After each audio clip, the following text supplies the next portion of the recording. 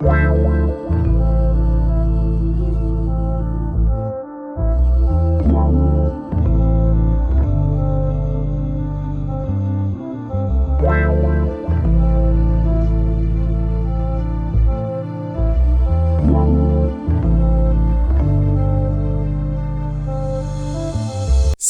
n'hésite pas à t'abonner à la chaîne, à commenter, à mettre un pouce bleu si la vidéo te plaît et n'oublie pas de me follow sur Twitter.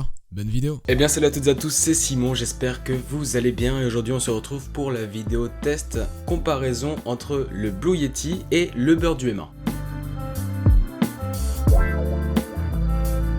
Lors du déballage et surtout du test du micro Blue Yeti, je vous avais parlé que je vous ferai une vidéo comparaison avec le Bird UMA. Aujourd'hui, c'est chose faite, je vais vous comparer les micros, leur qualité, je vais vous indiquer également quelles sont leurs différences, notamment le prix. Tout d'abord, il faut savoir qu'on a affaire à deux micros type USB, donc pas de câble XLR, pas besoin de carte son. Pour le Blue Yeti, micro connu de beaucoup de youtubeurs et donc du coup de beaucoup de spectateurs qui sont consommateurs de YouTube, on retrouve souvent ces micros de la marque Blue, soit ça va être les Blue Yeti, il y a également d'autres type de micro qui s'affiche à l'écran et on a également un micro un peu plus débutant, le Bird UMA. Ici il y a un petit filtre anti-pop pour quand même faire en sorte que la qualité ne soit pas dégueulasse, parce que sans ça je vous assure que vos oreilles elles saigneraient et vous serez en train de pleurer. Pour ce qui est du prix, pour le Blue Yeti on est sur à peu près 130 à 150 euros. Moi j'ai l'édition rouge, je vous la mettrai en description, malheureusement je pense pas qu'elle soit disponible, c'est une édition limitée. Pour le Bird UMA par contre on est entre 50 60 euros, c'est le même prix depuis 3 ans, ça baisse pas. Il est également en rupture de stock sur Amazon. Alors le Blue Yeti je vous mettrai la version noire ou des versions plus classiques, mais le Bird UMA vous pouvez le trouver sur le site Woodbrass qui sera également dans la description. Un grand avantage qu'on retrouve avec le Blue Yeti qui justifie entre guillemets en quelque sorte son prix, c'est tout simplement qu'il a vraiment une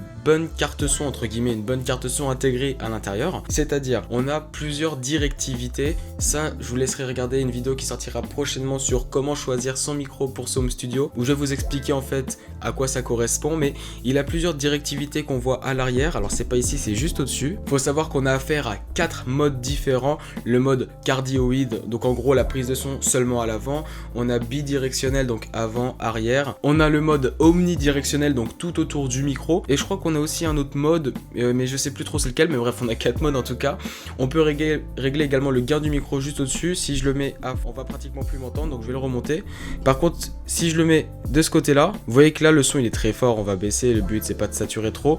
Là on devrait être à peu près bon. Ce micro là, le Bird UMA, il n'y a rien. Tu le branches et c'est tout. Tu peux pas choisir le gain, sachant qu'également sur le Blue Yeti, on peut brancher en dessous un casque audio pour avoir un retour, plus régler le volume. C'est vraiment très intéressant. Ce micro là, tu ne peux rien faire avec. Tu l'achètes, tu le branches et il n'y a pas plus de choix que ça. Alors c'est forcément quelque chose qui va différencier le prix entre les deux. Puis également la qualité, une meilleure prise de son pour le Blue Yeti contrairement au Bird UMA. J'ai commencé avec un Bird UMA, ça a été mon premier vrai micro en dehors d'un simple micro casque. Et franchement pour les débuts ça fait très bien le taf et ça coûte pas si cher, comme je vous ai dit, à peu près 50 euros. Alors faut savoir, oui j'ai switché de micro pour qu'on puisse un peu entendre la différence. Faut savoir qu'on a affaire à deux micros quand même très robustes, tout simplement parce que ce micro là, le Blue Yeti, je l'ai acheté en tout début 2017 et on est fin 2021.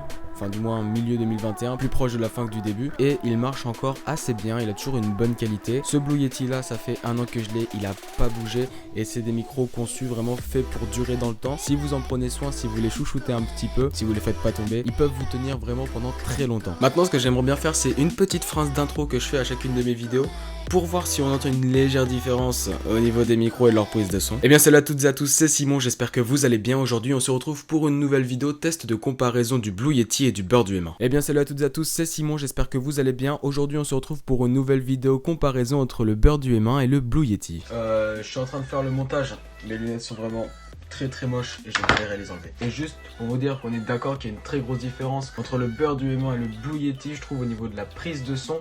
On ressent vraiment que le Bird UMA est renfermé sur lui-même. Lors de la prise de son, on sent vraiment un son qui est pas ouvert à l'espace, alors que le Blue Yeti c'est tout le contraire. On a l'impression que la personne est là, elle est présente et elle parle vraiment, alors que le Bird UMA, tu ressens vraiment un blocage, une compression, vraiment, t'as l'impression que le son il est renfermé dans une pièce. Voilà, bah c'était juste la petite intervention lors de mon montage. Bisous. Normal, quand tu as ce euro de différence dans un produit, tu t'attends quand même à de la qualité.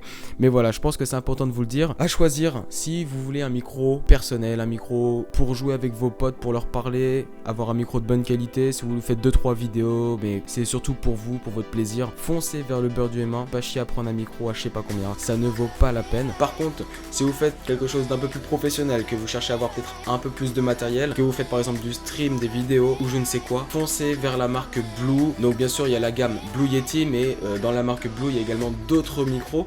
Je vous conseille de vous tourner sur cette gamme si vous souhaitez faire quelque chose de plus professionnel avec une meilleure qualité. Les micros de la marque Blue tiendront plus dans le temps qu'un beurre du M1 à 50 €, c'est évident et c'est normal. Ceci dit, en termes de rapport qualité-prix, le beurre du M1 il est légendaire. On a une très bonne qualité sonore pour le prix que ça vaut, vraiment. Et puis je m'en suis servi pendant quand même 3 ans et demi, et pendant 3 ans et demi j'ai pas eu un seul problème. En tout cas j'espère que cette petite vidéo test et comparaison entre le Blue Yeti et le beurre du M1 vous aura plu. Comme je vous ai dit, c'est une vidéo assez courte où on a fait que quelques tests. N'hésitez pas à vous abonner, à commenter et à liker cette vidéo. C'était Simon, moi je vous dis à la prochaine, ciao.